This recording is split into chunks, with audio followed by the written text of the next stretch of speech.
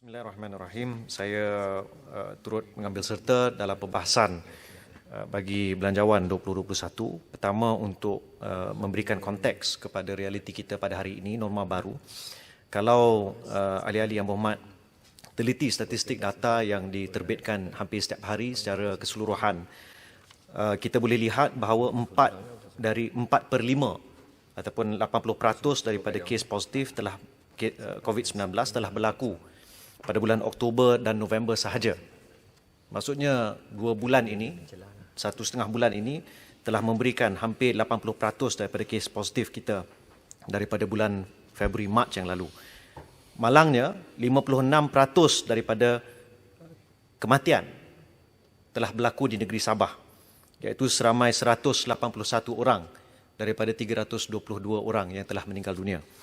Dan kita lihat daripada lebih 50,000 kes positif yang telah berlaku, 50% berlaku di negeri Sabah. Tapi bila kita teliti belanjawan yang ada di hadapan kita pada hari ini, suka untuk kita lihat bagaimana perancangan yang telah diaturkan oleh kerajaan yang ada sekarang ini boleh membantu memastikan bukan sahaja isu COVID ini dapat keloknya dapat dilandaikan, malah bagaimana kita boleh in the first place dengan izin membenarkan tragedi ini berlaku di negeri Sabah. Apa yang berlaku di negeri Sabah pada hari ini adalah tidak lain tidak bukan satu tragedi kesihatan awam, public health tragedy.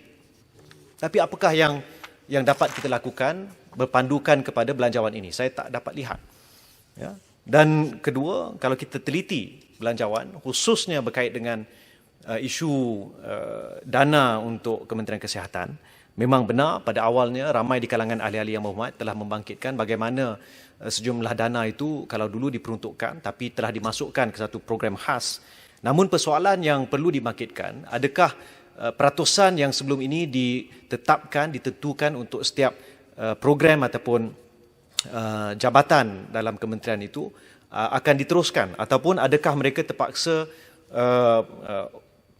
compete dengan izin ataupun bertarung dengan satu sama lain untuk mendapatkan dana tersebut. Sebagai contoh, kalau kita lihat pada tahun 2020 bagi pediatrik, mereka mendapat 2.72% daripada keseluruhan dana untuk bekalan.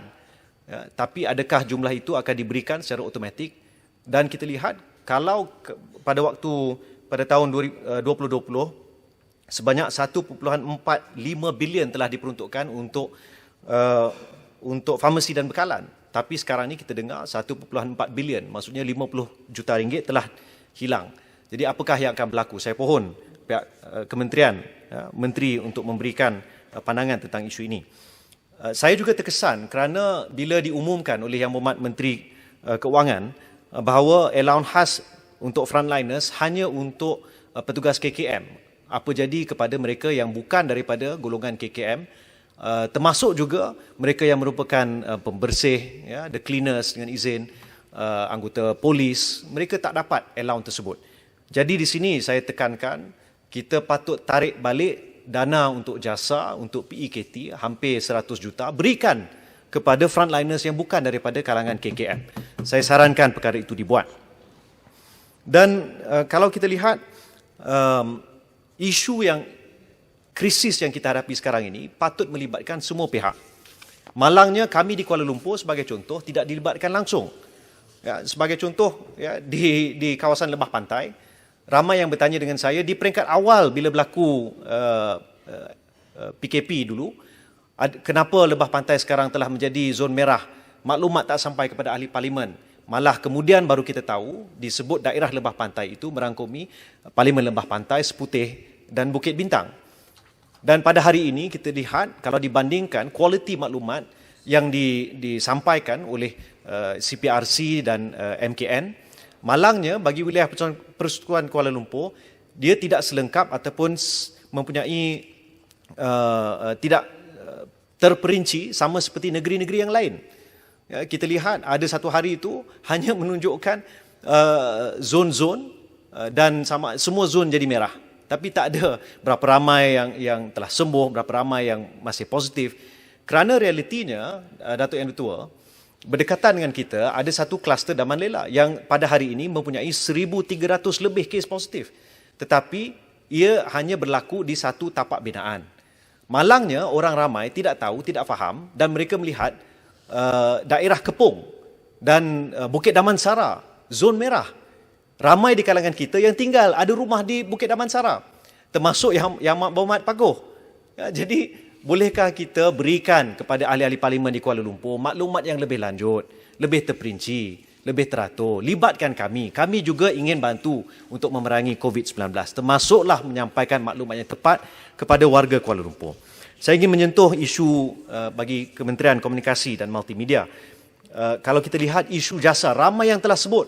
Saya pohon Menteri Keuangan umumkan awal, tarik balik ataupun kurangkan ataupun hilangkan terus dana untuk jasa ataupun kita masukkan ke tempat-tempat yang lain seperti yang Muhammad Serambut sebutkan tadi. Kalau diberikan 85 juta yang sepatutnya untuk jasa ni kepada Zoo Negara, boleh tahan 85 bulan. Jadi bukan satu jumlah yang kecil, tapi kita pohon dipinda sekarang, barulah boleh kita pertimbang untuk sokong ataupun tidak. Dan saya ingin bertanya kepada pihak kerajaan, khususnya Menteri Komunikasi, adakah beliau dan juga kerajaan akan teruskan majlis media? Tak tentu lagi, tak tahu.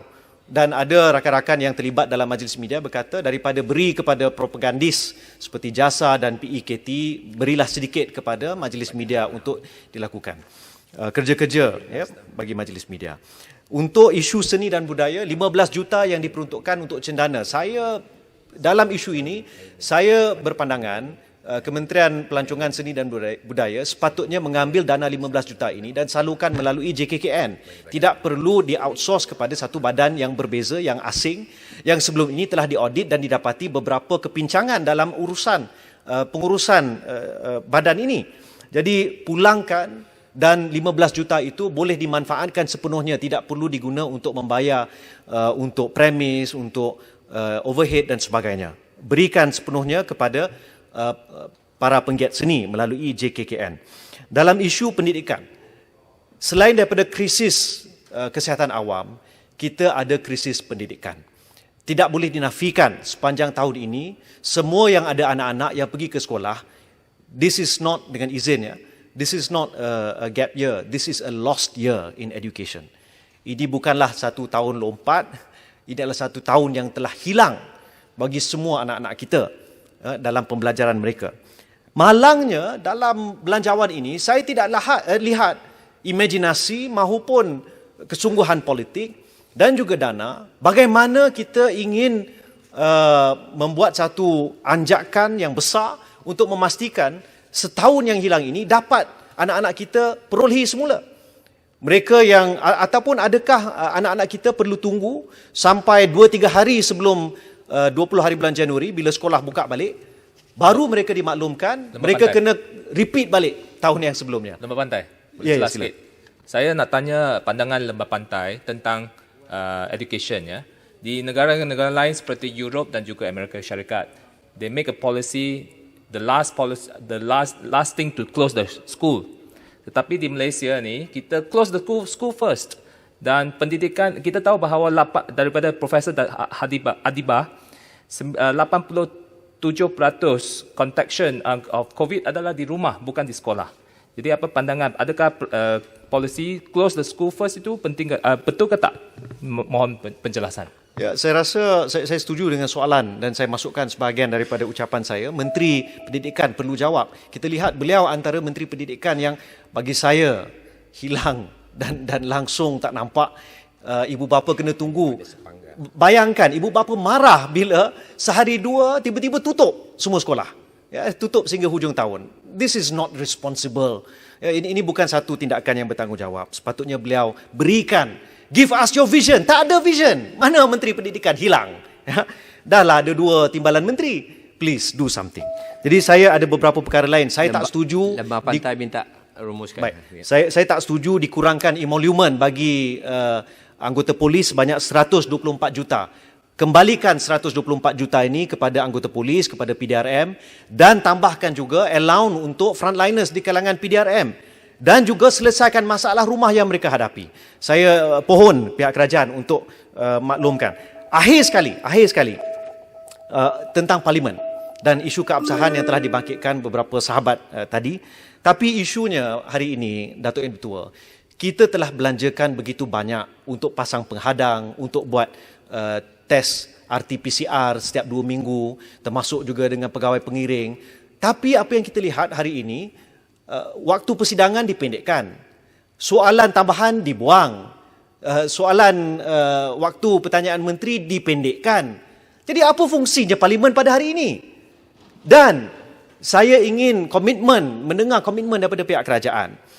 Jangan lakukan sesuatu sehingga apa yang berlaku ya untuk mengelakkan pengundian di Batu Sapi diumumkan semalam satu darurat.